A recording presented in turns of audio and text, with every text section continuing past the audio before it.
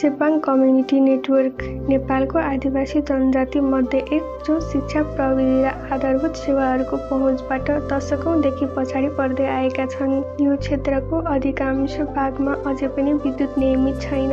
Internet त कल्पना बाहिरको कुरा थियो, तर अहिले एउटा ऐतिहासिक परिवर्तन भइरहेको छ। नेपाल इन्टरनेट फाउन्डेसनले डिजिटल पहुँचको अवसर सबैका लागि भन्ने मान्यतालाई व्यवहारमा उतार्दै चेपाङ कम्युनिटीको जीवन स्तरमा परिवर्तन सुरु गरेको छ।